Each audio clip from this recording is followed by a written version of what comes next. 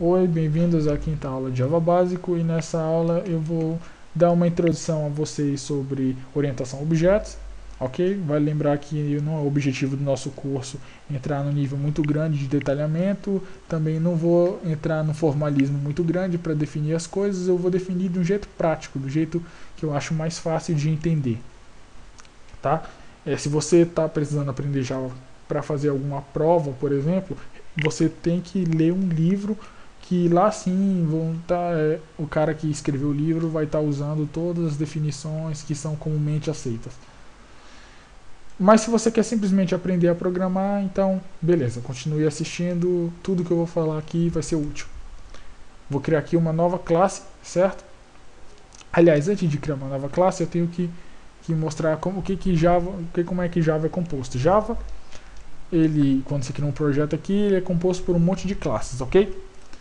E essas classes, elas podem ser instanciadas ou não. Vocês podem criar objetos que têm essa classe, que são desse tipo, dessa classe. Como, por exemplo, vou começar a criar aqui. Bora ver. Vou fazer uma coisa que não é funcional, ok? Vou criar uma classe cachorro. Isso é uma abstração, ou seja, isso não vai dar para ser executado, mas eu só estou colocando isso para vocês entenderem como é que funciona essa dinâmica de classe, ok? Cachorro, e esse cachorro aqui, ele a classe em si não é um cachorro específico, então você tem que definir as coisas de um modo bem geral. Então eu vou criar aqui um cachorro, ele vai ter idade, vai ser um int, idade, ok? Ponto e vírgula. Ponto e vírgula por quê? Porque para você criar um objeto, você tem duas saídas. Ou você pode simplesmente criar int, você pode colocar o classe referência igual valor, ponto e vírgula, ou você pode colocar classe referência, ponto e vírgula, e em outro lugar do seu código colocar o valor, a referência igual valor, ponto e vírgula. Assim, você está quebrando isso no meio. Mas qual é a diferença? É porque isso aqui, na verdade, é isso aqui. É escrever um, depois escrever o outro. Esses são dois processos completamente diferentes para o Java. Nesse primeiro, você referencia uma classe, ok? Você referencia um objeto, instancia uma classe, e depois você atribui um valor. Isso aqui é a atribuição de valor, certo? São dois processos diferentes. E depois, conforme a gente vai mostrando, conforme eu vou mostrando os exemplos aqui para vocês, vocês vão ver se é melhor escrever de um jeito ou de outro, tá? Então o cachorro, ele tem uma idade que vai ser do tipo int, idade, ponto e vírgula, ok?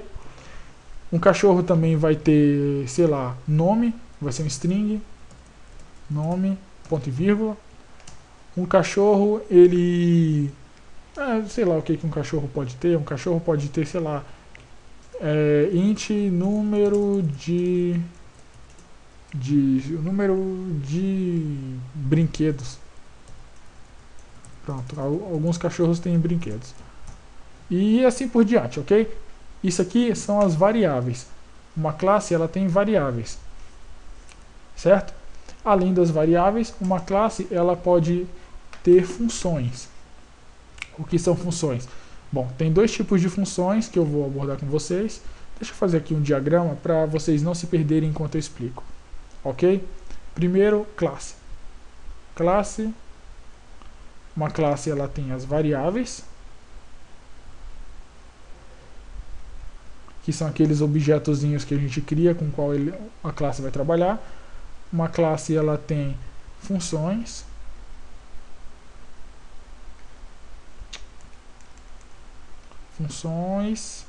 E essas funções são divididas basicamente em dois tipos: as funções retornáveis e as funções void, ou não retornáveis. Bora ver com calma isso depois. Primeiro, confiem que eu vou citar aqui um monte de exemplo e vocês vão entender sim. Tá. E o que seria isso? Basicamente, eu vou escrever uma função. O que seria uma função retornável? É uma coisa que depende de um valor. Pronto, é uma variável que depende de outras variáveis ou de uma variável só, ou às vezes nem depende de nada. Vamos ver. Como é que você faz? Como é que você cria uma função dentro de Java? Você escreve o valor dela, o valor retornado dela, assim como na função matemática. Vou aqui voltar aqui, fazer uma analogia na parte da matemática. Vou escrever uma função f, tal, dos reais aos reais não negativos, tal que f de x é igual a x quadrado mais 3. Pronto. Isso aqui é uma função, ok? Ela vai de R ao R+.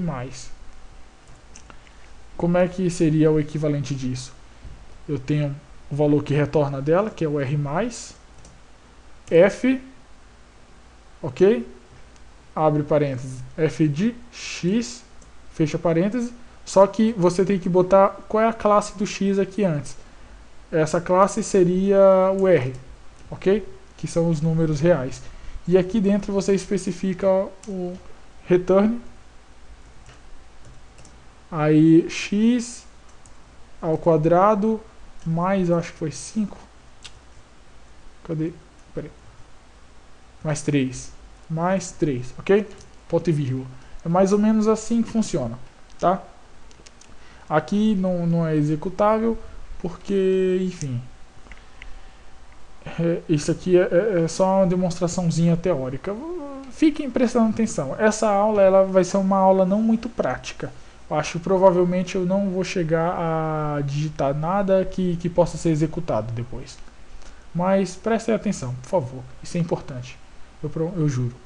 Então, como funciona isso? Isso aqui é a nossa função, é a referência da nossa função. Ok? A função nada mais é do que um objeto, como qualquer outro, que é uma variável, e essa função ela tem uma referência, ela tem um valor, que é isso aqui, a lei da função é o valor, ela tem uma classe, que é, não é essa aqui é a classe da função, ok? E isso aqui são essas três coisas que tem em todos os objetos, sejam eles funções ou sejam eles variáveis. Uma coisa que é típico só de função é uma... Peraí, apontei ainda a seta para o lugar errado. Pronto, aqui é o valor da função. É o f de x que é o valor, ok? Já eu vou mostrar qual é a diferença. Enfim, e classe que todo objeto tem assim como valor e referência. Uma coisa que é típica só de função é a classe de parâmetro, ou seja, o domínio dela, domínio da função, e a lei da função, ok? Que no caso, em programação Java, a gente chama de corpo. O corpo da função, ok? Então, como é que funciona? Isso aqui é a classe dessa função, isso aqui, esse f é a referência, r mais é a classe, r, esse r espaço x, isso aqui é o domínio, ok? O domínio é o domínio dos r, todos da classe r, e tudo que está entre chaves é o corpo, e o que vem logo depois de return é o valor. Pronto, é isso aqui. Isso aqui é uma função. Isso aqui não é uma coisa executável, primeiramente porque daria um monte de erros. Um deles é porque R+, não é reconhecido por Java, porque, enfim, R+, não é reconhecido por Java porque ninguém especificou para o Java o que é R+. Acho que nem o mais é aceito para dentro de uma referência. No máximo teria que ser RP, de R positivo, ou alguma coisa assim, RNN, de não negativo. Tá. Tirando isso, e essa operação aqui que não existe em Java, ok? X elevado ao quadrado assim tem que ser x vezes x, ok? Mas enfim, isso aqui é uma função retornável, E agora eu vou falar de funções não retornáveis. Aliás, eu estou dentro de cachorro. O que seria uma função retornável dentro de cachorro? O cachorro vai retornar um float. E o nome dessa função vai ser fome. Pronto. Uma fome, que é um float, que ela vai variar de 0 a 1. E essa fome, ela depende do número, o tempo sem comer. Vai ser um objeto do tipo float também. Não, double. Vale lembrar que a diferença entre double e float é simplesmente a precisão, então posso botar double aqui se quiser. Então, double, tempo sem comer, eu vou chamar de qualquer coisa. Isso aqui é uma referência, como você pode chamar para qualquer coisa, e no caso, é uma referência mais inútil ainda, que é uma referência parâmetro. Inútil não, é uma referência, como é que eu posso dizer, que não tem tanta importância assim o nome que você coloca para ela. Aqui, é claro que também não importa, se eu botar qualquer combinação de letras, vai ser uma referência válida, mas idade é bom para você trabalhar com ela. No caso das referências que você coloca aqui dentro do domínio, não são tão importantes porque elas só vão valer aqui dentro, ok? Assim que acabar o corpo da função, ou seja, o corpo é tudo que está entre chaves, elas não valem para nada. Vou escrever float x, por exemplo. X é o tempo sem comer, ok? Ou então, coloca simplesmente tempo sem comer, assim, ok? Aí ela vai retornar um valor. Eu quero um valor que varie de 0 a 1, dependendo do tempo que o cachorro está sem comer. Sei lá, eu tenho que descrever uma função qualquer. Deixa eu ver se eu consigo pensar em uma coisa. Começa daqui, certo? O tempo sem comer, o tempo passado. Começa com 0 de fome. E depois a fome vai crescendo até uma certa quantidade. E não, de 0 a 1, aqui 1 é a fome total. Ok? Aliás, 0 a 1 não, porque tem que ser assim. Fome pode ser uma coisa assim, uma linha reta. Isso aqui ou então, quanto mais passa o tempo, mais fome ainda a pessoa vai sentindo, né? Vai ser uma coisa assim que eu vou fazer. Então vai retornar tempo sem comer vezes tempo sem comer. Pronto, isso aqui é uma função do tipo double. E ponto e vírgula aqui para dizer que eu terminei essa linha. Ok? Isso aqui é uma coisa interessante do cachorro. O que mais que um cachorro pode ter? Funções void. O que são as funções void? Funções void são funções... cadê? Não sei onde eu escrevi o negócio. Aqui. Funções void são como as funções normais, retornáveis. A diferença é que esse conjunto aqui vai ser isso aqui. Ou seja, aliás, esse não, foi mal, desculpa. Este aqui vai ser isto, ou seja, o conjunto vazio. Não retorna absolutamente nada. E se uma função não retorna absolutamente nada, qual é a utilidade dela? É porque isso é uma função que faz alguma coisa, ok? É uma função de agir. Bora ver aqui um exemplo. O que um cachorro faz que não retorna um valor em si, mas é uma ação? Sei lá, latir. Então, void, que é o void é uma classe também, ok? Void é uma classe, é um tipo, assim como double, int, a diferença é que void não pode ter valor nenhum. Na verdade, void tem um valor, null, mas, enfim. Void, o nome dessa função vai ser latir, ok? Abre e fecha parênteses para indicar que esse latido não depende de nada. Eu posso fazer um latido que dependa, sei lá, da distância que ele está de casa. Quanto mais longe, mais alto ele late. Eu sei que isso não tem utilidade nenhuma. Bom, não para o nosso exemplo teórico aqui, talvez tenha na vida real, não sei. Mas, enfim, eu botei o parênteses vazio só para especificar que não depende de nada. Ok? Eu posso botar return null, ok? Ponto e vírgula. Ou return null, o que eu estou falando? Não posso colocar isso não. Isso aqui é uma função void, não preciso colocar return. Não precisa. Return é retornar em inglês. Tá? E, enfim. E tudo que eu digitar aqui dentro vai acontecer. Certo? Isso aqui é útil para quando eu tenho uma coisa enorme aqui para ser feita. Aí depois em outra parte do código eu estou escrevendo um monte de coisa e eu quero simplesmente fazer o latir. E eu não quero escrever tudo isso. Eu simplesmente boto latir, abre e fecha parênteses. Pronto. Tá, vamos ver o que pode ser representado como o latido do cachorro. Já sei. System.out.println, abre parênteses, ao. Pronto, isso aqui é um latido de cachorro, um latido muito gay por sinal, mas ainda é um latido. Au. É mais engraçado. Pronto, au. E aqui a gente tem um exemplo das variáveis, aqui você tem um exemplo de uma função com retorno, aqui uma função void, ok? E bora bora trabalhar com elas, bora ver o que dá pra fazer. Eu vou criar aqui uma nova classe. Classe, ok? Essa classe você pode dar um nome qualquer, vou botar principal.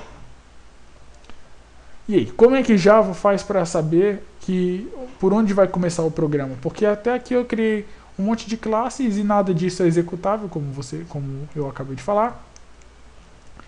Então, para o programa do Java, ele sempre vai começar a executar uma função que não retorna nada, uma função void, chamada main. Então, void main.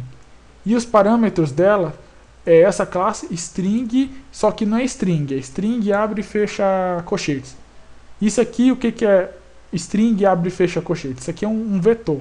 Vou logo explicar o que é vetor, porque isso aqui vai ser útil para ver mais tarde, só que eu vou explicar de um modo bem superficial mesmo, depois eu dou exemplos. Um vetor é basicamente uma coleção de objetos sequenciáveis. Por exemplo, int abre, fecha. Isso aqui é representado assim. 2, 3, menos 4, 5 e assim por diante, ok? Isso aqui é um vetor. Isso aqui é um int abre e fecha colchetes. Certo? E aí? Se eu botar string, a mesma coisa. A diferença é que em vez de 2, 3, menos 4, vão ser palavras, vão ser sequência de letras. E, enfim, já deu para entender mais ou menos como funciona. Isso aqui é uma sequência de letras. E aqui, quando eu escrevi args, esse args é a referência do parâmetro. Então, como eu nem trabalhei com ela em lugar nenhum, eu escrevi o que ele vai fazer com args quando a gente escreveu o nosso programa. Então, eu posso colocar qualquer coisa. Eu vou escrever assim, pronto. E o nosso programa vai funcionar, ok? Antes disso, eu acho que se a gente executar assim, ainda vai ter um problema. Bora ver. Sim, aconteceu o problema porque classe inicial. Não entendi. Ó, tem algum problema aqui. Por que ele falou classe inicial? Vou tentar executar de novo e acontece a mesma coisa. Claro. Bom, acho que o erro deve ser porque eu digitei errado aqui algumas coisas que eu não expliquei ainda. Public e static aqui antes do public. Pronto. Deixa eu ver se assim executa. Executa. Realmente o problema é por causa disso. E esse static e public aqui, eles são duas coisas. Eu acho que eu vou explicar o public. O static ainda não. O static é bem mais complicado. Aliás, não necessariamente, né? Eu vou fazer uma explicação bem superficial, assim como eu fiz com os vetores. Public significa que não só essa classe principal pode acessar. Cachorro, ele pode usar aqui, no meio eu posso escrever aqui. Peraí. Main. Pronto. Abre, fecha, ponto e vírgula. Na hora que eu faço isso, ele... Main não. Eu tenho primeiro criar um objeto da classe principal P, ok? Ponto e vírgula, aí P.main, ok? E aqui eu coloco os parâmetros que eu quero que sejam executados para executar esse main aqui. Isso só é possível porque o main ele está marcado com esse modificadorzinho aqui de permissão chamado public. Isso significa que objetos de outras classes podem acessar, ou seja, enfim, já deu para entender. Static significa porque essa função aqui, ela não é uma coisa do objeto que tem a classe principal. Isso é uma coisa da função. Quando você coloca static, quer dizer que isso é uma propriedade puramente da função, e em vez de você fazer igual eu acabei de escrever principal P, isso vai dar um erro, porque está marcado como static, você tem que fazer principal ponto main. Pronto, assim, exatamente isso. Porque a função ela vai ser executada não por um objeto em si, mas pela classe de uma vez. Isso que significa static. Pronto, acabei explicando tudo isso aqui. Public class quer dizer que qualquer classe pode criar essa classe, ok? Pode instanciar ela. Então, bora trabalhar aqui um pouco com ela. Eu vou criar aqui um cachorro, ok? Cachorro C igual a new cachorro, fecha, ponto e vírgula. O que é isso aqui? Cachorro abre e fecha parênteses. Esse cachorro abre e fecha parênteses é uma função, ok? Que o cachorro tem, que você não precisa descrever ela não necessariamente precisa ser descrita, embora seja muito aconselhável que você escreva essa função, que é chamado de construtor. O construtor de uma função, de uma classe, é basicamente a função que é chamada assim que você cria essa classe, ok? Então, cachorro, C é o nome do cachorro, não, C não, bota um nome legal, Scooby, pronto, Scooby é o nome do cachorro. Criou um cachorro, criou um objeto chamado cachorro, referência cachorro, da classe Scooby, new cachorro, ok? Você pode especificar se você quiser alguma coisa diferente no construtor dela. Se não quiser, deixa do jeito que está, que ele simplesmente vai criar o objeto. Aí bora atribuir algumas coisas. Scooby ponto nome igual Scooby. Aqui é só para eu poder usar aquele nome dele. Ou seja, o nome do Scooby assim que você acessa a variável de outra classe, botando ponto. Nome do objeto, ponto, nome da variável dele, ok? Igual a Scooby. Se a gente executar aqui, vai dar um erro. Não deu erro. Não deu erro. Tá, porque eu não marquei nada. Se eu botasse aqui private, daria. Eu espero que dê erro, senão eu vou passar vergonha. Isso, deu erro, muito bem. Tá, então, sem erros aqui. Estranho isso. Tá. Aqui agora eu vou criar... eu vou atribuir outra coisa. Scooby.idade vai ser, sei lá, Scooby tem 5 anos, não sei. E agora eu vou fazer assim, Scooby.latir, ponto e vírgula. E eu acho que isso aqui já é já é o suficiente por hoje. Bora ver o que acontece. Não, depois eu quero que mostre system.out.println, abre e fecha, ponto e vírgula. E dentro do valor vai ser Scooby.fome e o tempo, sei lá, primeiro sei lá, 1 hora, 1 dia, a unidade não importa, você tem que especificar isso com uma unidade pré-definida. Vou fazer isso de vários jeitos diferentes. 1, 2, 0 e 300. Bora ver o que acontece. Se eu executar aqui, ok, apareceu 1, 4, 0 e 90 mil. Bora ver se isso aqui faz algum sentido com o que a gente mandou escrever. Primeira coisa, criou o cachorro, certo? Nome dele, botou o nome dele Scooby, ou seja, mudou essa variável nome aqui e botou no lugar a string Scooby.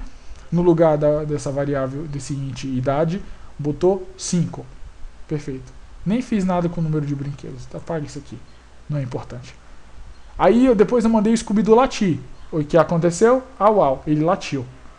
Depois eu escrevi na tela a fome do Scooby-Doo. Só que como eu falei que fome é uma função de retorno, ela é uma função que depende de alguma coisa, de um double tempo sem comer. Então você tem que colocar o double aqui. Por exemplo, for medir 1, vai ser, cadê? Tempo sem comer, tempo sem comer ao quadrado, 1 ao quadrado, 1. 1.0 é 1. Depois, 2 ao quadrado, 4. 0 ao quadrado, 0. 300 ao quadrado, 90.000.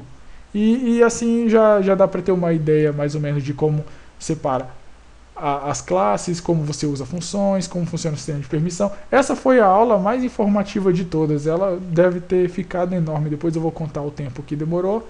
Mas por hoje é só, ok? Muita coisa eu expliquei de modo bem leve, bem empurrado mesmo, só para a gente passar para os exemplos que são aí que as coisas vão começar a se clarear na nossa mente. Ok? Então, até a próxima aula. Falou!